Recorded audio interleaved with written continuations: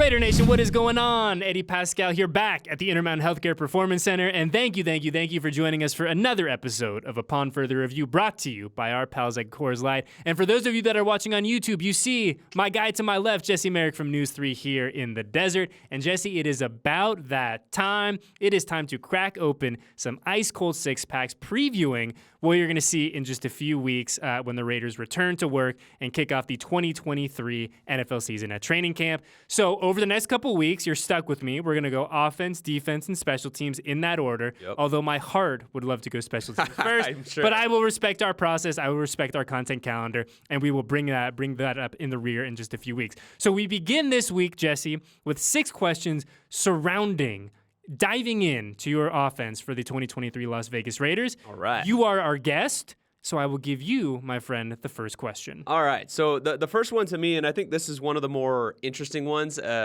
Maybe some fans won't find it as interesting because it's the offensive line, but I really dig that one. I think it's one of the, I guess you could say, question marks, sure, heading into camp, of whether or not we see the same group rolled out there.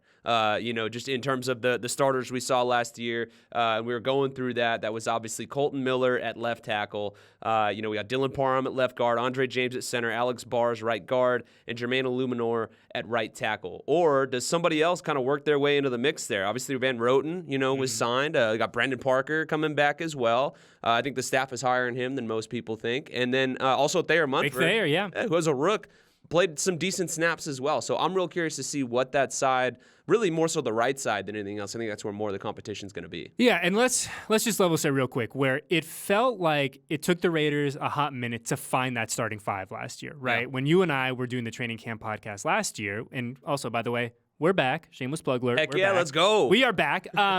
But when we were looking at that, when we started that project, one of the big questions that we had was the offensive line, right? We come into 2023 now with similar questions. I don't think as many questions, but going back to kind of my original point, it took the Raiders a second to figure out who that 5 was, right? Yeah. They didn't have that 5 when we broke camp. They really didn't have that 5 when we got to week 1. But by the time this offense really found its rhythm, and you look at November, December, and then ultimately the end of the season, they found their 5. So the question is, are those the 5 that will go into 2023? Yeah. It's a great question. My heart says probably with a question mark. I mean, really, for me, I'm excited, and this isn't a shot at anyone who has played left tackle or will play left tackle, but right tackle. Yeah. But when you look at, and you said it perfectly, when you look at what Thayer Munford did as a rookie, right? This is a guy who was a day 3 pick in the 2022 NFL draft. And in big moments for this offense last year, he was on the field. Yeah. They had essentially a Thayer package, right? He was part of the big boy package. He got some run at right tackle otherwise. And I wonder if this is the year that we see him kind of take that next step, right? Mm-hmm. Because obviously this staff likes him. They appreciate what he brings to the table. And is this year 2 now for him? Is this the year they say, hey, brother, we like what you did in 2022, but the role now gets bigger. And that's not to say that a Jermaine Illuminor, a Brandon Parker isn't going to be in the mix. It's more of Thayer, we're going to expand on what you did a year ago. Yeah, I mean, look, he's got that height, weight measurable, he's the huge. length. Yeah, he's a monster. He looks Massive. like a prototypical right tackle. Yeah, he really does. And so he's got all those things, but they talk about it really being a developmental position. I think maybe he's still a year or 2 away. We'll see. But I could definitely see it happen. For the sake of argument, I'm going to say Jermaine Illuminor locks down that right tackle spot. He comes in very driven. He's been saying, hasn't been afraid to say it on Twitter, that he thinks that he and Colton will be the best tackle duo in the NFL. So I love the fact that the guy is ready to roll. His Pro Football Focus numbers, again, you take those with a grain of salt, but they were really good the back half of the year in terms of pass blocking and things like that. And then obviously, too, for the argument of keeping the O-line, the grouping essentially the same, let's be honest, this offensive line helped Josh Jacobs lead the league in rushing, helped him rack up 93 rushing first downs. I mean, that's pretty solid, so why not run it back? As they also said, continuity and consistency within that group helps a ton because really more than a lot of other position groups, you kind of need that familiarity with each other to go out there and play correctly. Yeah, I mean, we talk about the offensive line, 5 guys moving as one, right? And so really, to your point, that continuity, that understanding of each other, that comfort with each other is huge. And we talked to Jermaine Illuminor a few weeks ago during the offseason program, and he essentially said just that. He goes, look, we're now coming into year 2 where the guys on this line know kind of the little things that player X like or player Y likes. He goes, Alex Bars now understands that, hey, in this position, in this set, this is what I like. And I know the same for him. So continuity is huge. It's important. I think that, like I said, we come into 2023 with some questions about the offensive line, but not as many as we did a year ago. And really, for me, a guy that I think is kind of flying under the radar that I'm excited to see take another step is Andre James. I'm excited to see what 2023 looks like for Andre James because Andre very quietly went about his business last year. Emphasis on quietly, right? And so I think now he is a year older, a year more mature, right? And I have this gut feeling, and I wish I could put some number behind it, or I could say, oh, I saw this or I saw that. But I just, in my heart of hearts, I feel like this is a year where Andre takes another sizable step forward, and we see the best version of who he can be in 2023. I could definitely see that because, like, not only the continuity factor, but like this is also all of them. It's their second year in this offense together with this team, with this coaching staff, and there's a new quarterback and all that, obviously. But like just having that comfortability, and the thing that I keep going back to too, like the continuity off the field as well. We heard Max talk about the fact that this defensive line group, I think it was Max, was saying that how much more they were hanging out, in the continuity between that group and just like doing stuff away from the field, and how much like closer they are than he kind of felt like maybe they were last year. Same thing with this offensive line. Another offseason, another year of being able to hang out and like learn about each other, which does translate to the field. It might be kind of corny and cheesy, but like those off the field friendships really do translate onto the field and go a long way, I think, as well. 100%. And it means something, right? It means, when you're comfortable with the guys that you're going to work with and when you enjoy going to work with the folks that you do, it's a good thing. And you brought up the quarterback, so I'll segue into our second question. First one for me, Jesse Merrick. What are you most excited about with the new signal caller under center this year? And it's a big kind of open-ended question, and obviously Jimmy Garoppolo now going into his first season as the guy for the Las Vegas Raiders. I mean, when you look at the whole package, on the field, off the field, what he's going to bring in terms of a leadership, perspective with this whole thing. What about having a new signal caller under center excites you the most? Yeah, I mean, for me, when you look at specifically with Jimmy, this guy is a guy that's been very efficient in the red zone. And what's one of the main gripes from fans over the years, that the Raiders don't score enough touchdowns in the red zone, too many field goals, all those things. So I think over the previous quarterback, this guy, when you just compare the stats, a much better red zone quarterback and has a better understanding coming right into the building of this offense. That's no knock on DC. He was learning a new offense. Sure. Like, it's hard to do, especially this one of all offenses. And so Jimmy comes in, has a much better understanding of this, can kind of probably process things a little faster, but also is more efficient in the red zone. That's where I think we start to see. I guess to answer your question, I'm more excited to see how this team operates in the red zone. Mm-hmm. And in turn, I think those touchdown numbers are going to go up. Yes. And listen, I've been very honest. I love a nice 55-yard field goal. I love when the Cash Money Man gets to go out there and do his thing and remind everyone he's the best kicker in the NFL. But we need more touchdowns, right? And You said it perfectly. Look, historically, over the past 3, 4, 5 years, if you were to ask the average fan of the Las Vegas Raiders, what do you want to have happen on the offensive side of the football? What can I give to you, Raider Joe, to make you happier? They're all going to say the same thing. Touchdowns in the red zone. So I think you hit the nail on the head where you say, listen, Jimmy's going to bring an added level of comfort, an added level of understanding to the red zone. Mm-hmm. And really, I think for me, when I look at Jimmy in 2023, and this offense kind of as a whole, when you zoom out, I'm just excited to see more comfort and more understanding in the system, because you go back to those final 2 games from 2022, and yes, I know Jarrett Stidham is not Jimmy Garoppolo, and Jimmy Garoppolo is not Jarrett Stidham, but you look at those 2 games kind of in a microscope, and there was a clear difference in how the offense was run and, for the eye test, how it looked. Yeah. Right? Those 2 games compared to the first, 13-14. Mm-hmm. And so now you have a guy coming in Jimmy, who understands the system, who has that same kind of base level understanding that Jarrett Stidham had. And man, those 2 games were a lot of fun to watch on the offensive side of the football. So I'm not saying that Jimmy's here to replicate that or put, X, Y, and Z on paper, but I just think the understanding of what Josh McDaniels wants done, how he wants it done in really, really specific situations, that gets me fired up going into the year. Yeah, I mean, look, this is a guy that's been in that quarterback room, that's been in meetings with Josh McDaniels, knows exactly how he wants to do it. I think, obviously, like you said, Jimmy's not Stidham. I was about to combine Derek and Jared there. He's not Jared Stidham, and so he's not going to be out there kind of probably running as much. We won't see as much of that mobility factor, but just the processing speed and going through things. And like you said, the play is called, okay, I'm doing that. And I think that's kind of what Josh McDaniels probably wants out of his quarterback, is a guy that's going to go in there and say, hey, here's the play call. Don't freelance too much. Just make the right decision. So I think that's where the processing thing comes in. And also, too, he kind of has a bit of a leg up because a lot of the main focal points in this offense now, again, like we said with the offensive line, are in year 2 under this system. And he's also got a guy like Devontae Adams as well that's going to be even more comfortable in this position as well. Yeah, it helps immensely when you have a guy like Devontae. It helps immensely when you have a guy like Hunter Renfrow, who is so shifty and crafty, especially towards the goal line. So, yeah, a lot of exciting things in terms of this offense. But, we have a long way to go before week 1. And so I think really for Jimmy, the entirety of this offense, camp and the preseason is going to be huge. It's going to be crucial. And I'll be really interested to see how Coach McDaniels kind of tweaks and adjusts and make sure that those guys have enough time on task going into week 1. But, Jesse Merrick, you are back up. Question number 3 in the 6-pack. What you got? All right. So there's been some changes on offense. I think one of the bigger ones you see at tight end, kind of a retooled room completely. Yeah. So I wonder in this one, and there's so much talk about, the running back room, whether it's going to be running back by committee. How's that going to be? I think for the tight end room, is it going to be by committee, or does a true number 1 actually emerge out of camp here? Ooh, another really, really good question. Yeah. I guess philosophically, you got to start with, well, what does the staff want? Does the staff want to have the singular big dog, the Darren Waller 2.0 kind of guy who can do a little bit of everything, is a beast in the receiving game? Or are they a little more comfortable with, when we look at the running backs a year ago, where the vision of the running back room was, you have a guy who gets a majority of the reps, but it's really a complete complementary type room. So I'm going to say this.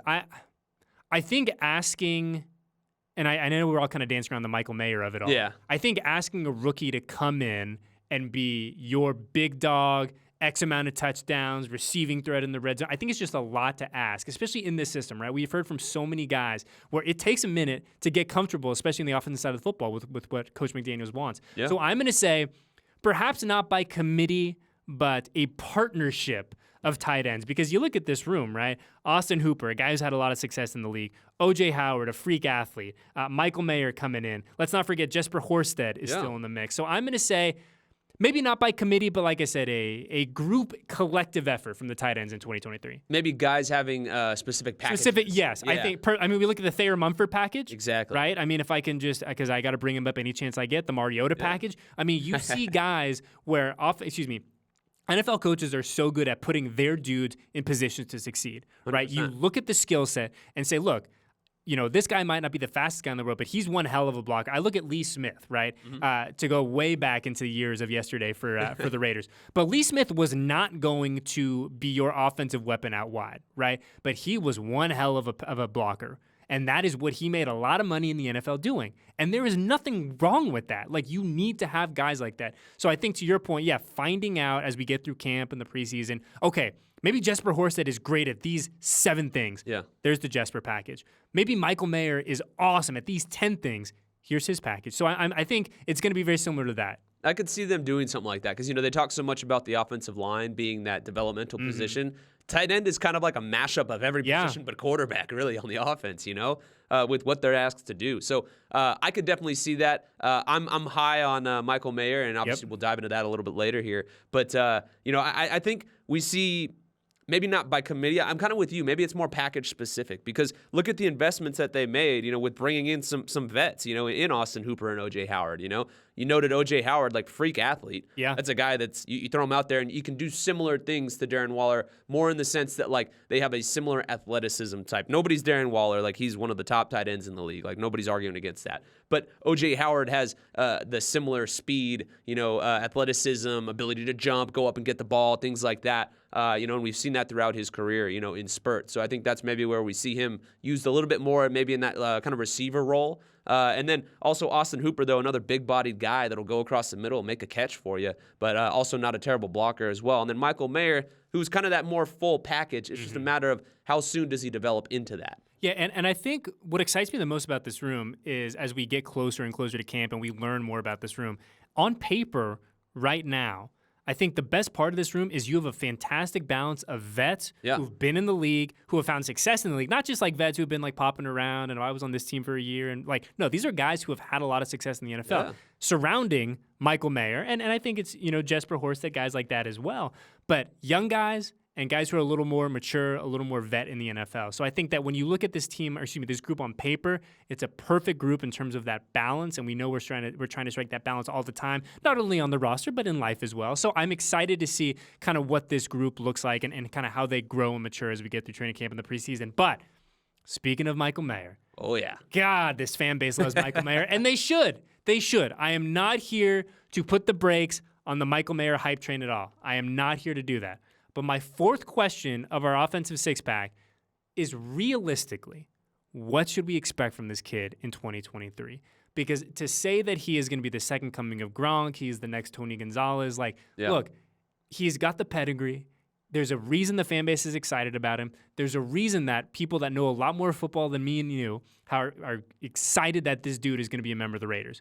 But realistically, Jesse, what can we expect from this kid in 2023? Man, any of the staff listening to this is going to hate me. So sorry to Dave and company if you guys are listening, but you look at his draft profile, and the comp is Jason Witten.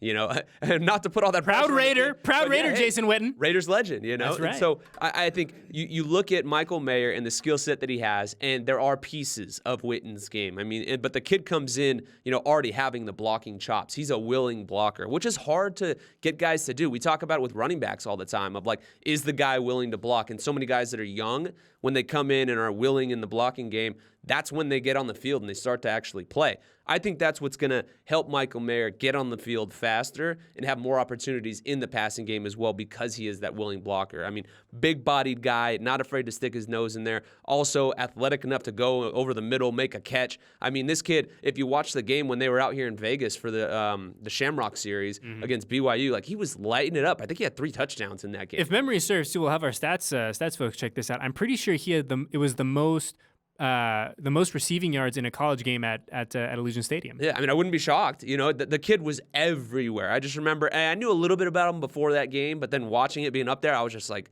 holy crap, this kid is all over the place, and they're using him in so many different ways, and he's beating guys at different levels. You know, he's running by some guys, you know, catching deep catches for touchdowns. So he's a guy, like I said, I don't want to put the Jason Witten moniker on him because, look, that's a Hall of Famer right there. One of the best to ever do it. Exactly. But this kid has all the tools and kind of seems like tailor-made for this offense. You also don't want to throw out the Gronk comparison, but I just did. But, like, he's got that similar thick body style that lends to, you pair that with his ability, and I mean, it just seems like this guy was made for this offense, and I'm excited to see how they use him. Yeah, and I think, like, off the top, right, sky's the limit for Michael Mayer, right? Michael Mayer is going to be as good as he wants to be as long as he stays healthy, knock on wood, and all that stuff.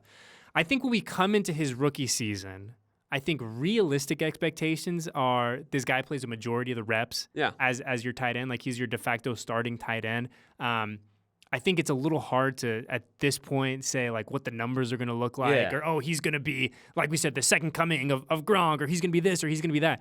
I think Michael Mayer is going to be a really good football player.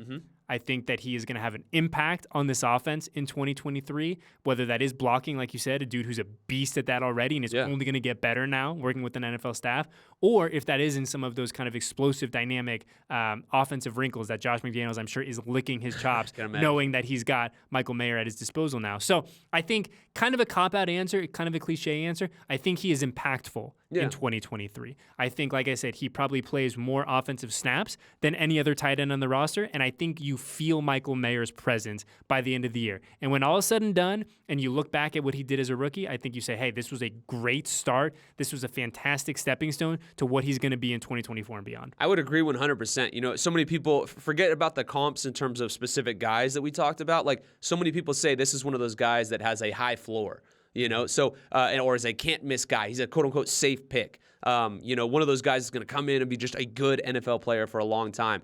And, like, that's legit. The guy doesn't have to be the next Jason Witten or the next Gronk. Like, if he's just a good, solid player, a good starter, impactful guy for your team, like, that's a massive win to get a guy like that in the second round, especially when you just got rid of one of the best tight ends in the league. Yeah, and I think, like I said, it's it'll be really interesting to kind of see, we talk about storylines to follow within the season, right? I think that the version of Michael Mayer that we see week 1 against the Broncos is going to be very different than the Michael Mayer we see at the end of the season against the Denver Broncos. And really, that goes for the entirety of the Raiders rookie class. But I'm excited to see with him in particular kind of the maturation, the understanding of, hey, I got beat by this week 1. It's not going to happen on week 2. So I think that really having him have a chance to, like I said, because I do anticipate he's going to play a lot of football. Yeah. So for him to get that time on task, for him to get those live reps, for him to understand, like, yeah, okay, we're in the thick of it now, right? We are, I'm looking around, Allegiant Stadium's going crazy. It's 3rd and 7. Here comes pass rusher X, or here's what I got to do. Like, I'm excited to see what that kind of looks like as we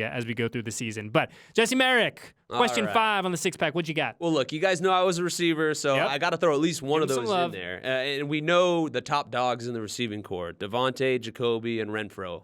In whatever order you want to put it. I think we put Devontae 1. Yeah, I think that's why I said after Devontae, whatever order do you want with Jacoby and them. But outside of that, who emerges as that 4th receiver? That's what I'm really curious about. There's obviously some interesting names in there. Trey Tucker is an intriguing guy. Yeah. Keelan Cole, does he all of a sudden emerge? I mean, he had a real clutch touchdown catch in there against the Pats in the end zone. Philip Dorsett signed in the offseason with all kinds of moves. You think maybe he's fighting for a roster spot. Cam Sims, big, fast body type of guy. I'm just real curious to see who becomes that 4th option. It may not be the sexiest thing in the world, but like that's going to play a key role for this team and may have one of those catches a la Keelan Cole that helps put a team in position to win in at least 1 or 2 games. Yeah, I mean, at this point, right, you're just looking, when you're looking at that 4th receiver position, right, you're looking at, one, guys who can contribute on special teams, right? Yeah. You have to be able to do that. But maybe guys who bring something a little bit different to the field. You got a guy who can be multiple, a guy who, like I said, if Jacoby Myers sprains an ankle, hey, can we put you in here for a half? Like, you need to be able to do a lot of things. I look at that, and I think the guy, to me, that I'm excited to take a gander at, and I think who could really fit nicely into that 4th receiver role is Philip Dorsett, a guy who's a veteran in the NFL, a decade plus in the National Football League, just under a decade. Yeah. Call it a decade for the sake of round numbers in the NFL. NFL crews are short. Don't be exactly. My apologies, Philip Dorsett. But a guy who brings something, I think, a little bit different in the sense that this dude can flat out run. Yeah. Like, he can go. And that's not a shot at Hunter or Jacoby or even Devontae, but like, he has something different in his toolbox, and that is elite speed. So I think that when you're building out a room, we talked about the tight ends and, really building a complete group. I think that the fact that he does have that kind of special little wrinkle to him, I think Philip Dorsett is a really intriguing guy. We talked about Trey Tucker, real quick too, a guy who the Raiders obviously think highly of. They drafted him for a reason, a guy who was productive in college. But I think at this point, if you were to say, hey, give me your best guess, Philip Dorsett's going to be my guy. I could see it because, again, you mentioned that just blazing fast speed, the straight line speed, just go on the vert and run. Go beat the guy. We'll throw it up to you. Having said that, I think Cam Sims maybe emerges as that guy. Okay. But I also, too, don't want to take anything away from Trey Tucker because I think he's a guy that's going to have a role in this 100%. Offense. Obviously, probably on special teams as well early on. But he's a guy that I think carves out a role for himself. But I'm real curious to see Cam Sims. He comes in at 6'5", 214. Like, you look through this receiving core, outside of Devontae, there's not much size. That big body. Yeah. And so he, to me, screams a guy that could be kind of that red zone target to throw out there when you want to put him out there with maybe Hooper and Mayer or Hooper and OJ or, another guy in there. And obviously, I'm leaving Devontae out because we all know he's going to be in there at that point. But, like, just another big-bodied guy that's got that size to him that can go up and get the ball. And also, too, like, I talk about the size with him. I don't want to take anything away from Jacoby Myers because this is a guy that has shown he can go up and get the ball. I mean, I think people are going to be surprised seeing how much he goes up and gets contested catches. But Cam Sims, to me, is a guy that I think could emerge, or at least that I'm very interested and curious to see throughout camp what kind of role he maybe carves out for himself or where he slots in that top 4, top 5 in that room. And then the other thing, and you and I will talk about this on the training camp podcast as we get a little further in the summer. How many receivers do the Raiders keep, right? Does someone, does that 4th, 5th, 6th guy say, hey, do enough on paper, say, you cannot let me go. Yeah. You simply cannot. And then Dave Ziegler and Josh McDaniels got to sit down and work the numbers and figure out, okay, how are we going to figure out a way to keep everyone? But, yeah, I think that, to your point, Sims, certainly we talk about Dorsett bringing something a little bit different. He brings something different as well, and a guy that it'll be exciting to see, like we said, when we get to camp. And the best part of all of this, Jesse, is that when we get to camp, there's going to be someone that we're like, well, didn't account for him. Exactly. So throw out our 53 projections and let's just redo the whole thing. So, but yeah, I think Cam Sims a guy that certainly is worth keeping an eye on as we report back to camp here in just a few weeks. But let's bring it home. Offensive six-pack, question number 6. Do we see more of Zamir White in 2023? Ooh. And I am not here to say, do we see Zamir White as a feature back? Do we see a Zamir White package? Do we see Zamir White X?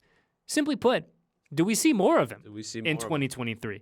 Because he was a guy in the preseason, and you and I remember the fan base, for very good reason, gets excited. Yeah. Hey, this guy's got something. This, Zeus is bringing the thunder and the lightning and all that. And then we fast forward to the end of the regular season, and he's got 17 carries for 70 yards, right? And that's not a shot at him by any stretch of the imagination. We have heard from everyone, including Josh McDaniels, including Dave Ziegler. Josh Jacobs was too good to take him off of the field last year. Too good. Yeah. It didn't matter what Zamir did. Josh Jacobs was too good. Now, fast forward to 2023. We're 6 months down the line. Do we see more of him? I think we do. And again, that's no knock on Josh Jacobs. No. Like, the dude had 340 carries last year. That's a lot. Give the man a break. Yeah. That was only second to, I believe, Derrick Henry, if I remember right. I think it was number 2 to him. Look, I think the writing was on the wall initially, the first year, all the running backs that they brought in and drafting Britton Brown as well and Zeus, all that stuff. So they wanted it to be running back by committee. Like you said, Josh just said, hey, no, hold my beer. I'm the guy, And obviously when he gets signed and they figure this whole thing out, like, he's going to still be that guy. Like, he's going to be the number one. But I think you said 17 carries for Zeus? 17 for 70. Yeah, I think we see more than that because the maturation process of him, having a full offseason to train and whatnot. Obviously, he had some injury issues early on in camp, if I remember right, that kind of sidelined him, maybe set him back a bit. I think the skill set that kid brings to the table, he's going to find his way onto the field more. The interesting thing is going to be, like, there's some guys in this room that are interesting athletes. Like, where do they fit in and how many carries do they get as well? Yeah. But yeah, I think we see him emerge more as like the legit number 2 in this offense as this season goes on. I mean, like I noted, man, 340 carries, that is a lot of wear and tear on your body, especially if you sign. We'll see what everything ends up looking like. But what that deal ends up being for Josh, like, you don't want to put too much on him with that as well. You want to kind of preserve him. And that's where a guy like Zeus comes in handy. Yeah, and I mean, I know it's a small sample size from a year ago, but I mean, dude's averaging north of 4 yards a carry, right? And I understand it's a small sample size. I'll be the first one to admit that. Hey, but the stats are what the stats are. The numbers are the numbers, right? And so I think to your point, yeah, I think we're going to see more of him. Yeah. What exactly that looks like remains to be seen. But if you were to say, hey, you're going to take over under 17 carries for Zamir White in 2023, I'm hitting that over hard. Heck yeah, I would hammer the over on that one for sure. Yeah. But again, this is a stat that I just have to throw out because I know we're going to stop with the offense here pretty soon. But Josh Jacobs had 93 rushing first downs last year. The next closest one was 69. That's insane. That's such a massive one. So hopefully Zeus can eat into some of those rushing first downs. Yeah, and we were talking about it before we started rolling too. Like, really, the number that Josh had last year in terms of carry, that's a big number, right? Yeah. And I'm sure that if you were to ask, put truth serum in the front office, that's a lot of carries, Heck right? Yeah. Like, you want him to be a little south of that. So if you want your big dog to be a little fresher, when we get to November, December, January, and you want to give the young guy who has shown you, yes, in big bold letters, in a small sample size, the ability to be a productive NFL back, that to me just seems like such a perfect marriage. A perfect marriage for Zamir White getting a little more carries, for getting a little more action on this offense, contributing on special teams again, I would imagine. Yeah, but definitely. yeah, I think that in a perfect world, the Josh Jacobs number comes down here, and the Zamir White number comes up a little here. Are they 50-50? Likely not, nor should they be, but there's just a little, we're closing that gap just the tiniest a bit for everyone's collective health. Yeah, I would say we'd probably see more of a workload that's like around that like 70, 65-ish% for Josh, and then everybody else kind of filters in and gets the rest of what's left over, And you said, 4 yards a carry was? 4.1, yep. Yeah, I mean, look, you said it's a small sample size, but the kid took advantage of the reps that 100%. he had, and that's all you can ask for out of a guy like that. Yeah. So to me, I think give him more opportunities. If he continues that clip, of course he's going to be on the field more. Yeah, absolutely. So like I said, it's he's another dude that's going to be really fun to watch him in his second training camp and really see what kind of his role looks like during the preseason, because that's where he really shined last year, where he showed out in the preseason. Like, that's where the fan base got excited about him. That's where he kind of did his damage. That's where, we saw him every day in camp, and you're like, I think there's something here, but let's see it when the pads come on. They're doing it for real. Like, This dude's a real big dog football player. So year 2 for him, very, very excited to see. He's got it. And just one last thing on him. I mean, he's that guy, like, you stick your foot in the ground and you go north. Like, you go north and south. Like, there's no, like, you know, he's shifty and whatnot. But, like, you stick your foot in the ground and you go and you run through whoever's in front of you. And that's why it's exciting to watch that guy play. 100%. Well, Jesse Merrick, we have done our first six-pack of the offseason. Yes, sir. It feels good to be back in the mix. It's hot in Vegas again. We're getting our work in. 30 seconds of plugs, though. Where can the people find you? Man, I'm on vacation, so there we go. I'm enjoying some time off. But having said that, Summer League gets rolling pretty soon here, so we're gonna be diving into some of that. So obviously, catch me on Channel 3, also on Twitter and Instagram at Jesse Merrick News or at Jesse News 3 LV. Sorry, I forget the handles sometimes. There's so many of them now these days. I know. We're not gonna tell Brian that you're not sure what the handle is. Yeah, I know. We gotta lock that one in. Gotta get it. We gotta lock that in. Just like we're locking in for the next couple weeks. Like I said, we will do defense next week. We will wrap it up with special teams the week after that. But in the meantime, everyone enjoy a little bit of summer break. So for Eddie Paskal, my guy Jesse Merrick, Ray behind the glass, and everyone else at Silver and Black Productions, thank you, and we'll see you guys next week, same time, same place, for our next episode of Upon Further Review.